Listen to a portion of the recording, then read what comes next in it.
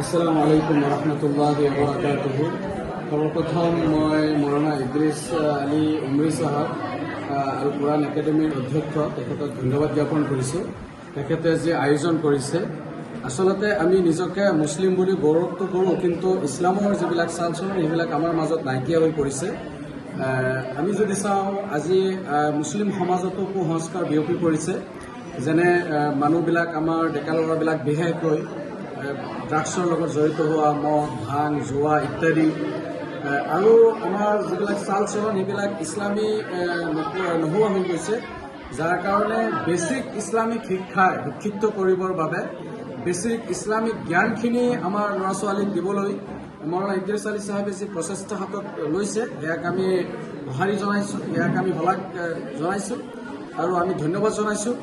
আচলতে আমাৰ নবী কৰীম মুহাম্মদ সাল্লাল্লাহু আলাইহি ওয়াসাল্লাম, আমাৰ প্ৰফেট, তেখেতৰ জীৱনীক আমাৰ জীৱনত আদৰ্শ হিচাপে গঢ়ি তুলিবলৈ আমাক কোৰাণ পাকে আদেশ দিছে।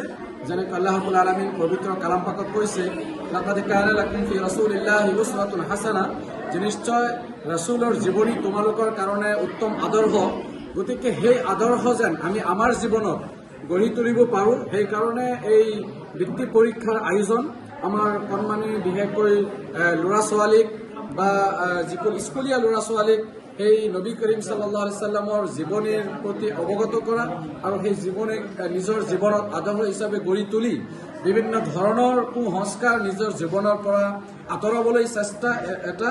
গতিকে আমি ইয়াক শলাগ লৈছোঁ আৰু ইয়াক ধন্যবাদ জনাইছোঁ আৰু আমি আল্লাহৰ ওচৰত দোৱা কৰোঁ, প্ৰাৰ্থনা কৰোঁ যে আল্লাহ আমাক ইছলামৰ খেদমত কৰিবলৈ, ইছলামৰ আৰু নীতি নিয়ম মানি চলিবলৈ তৌফিক দিয়ে যেন।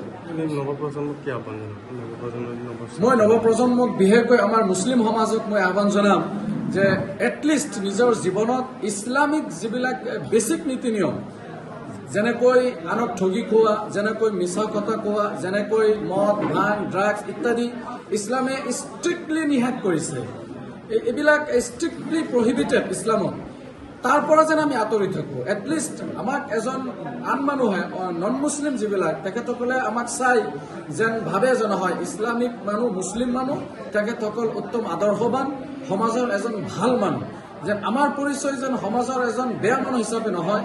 সেইকাৰণে নৱপ্ৰজন্ম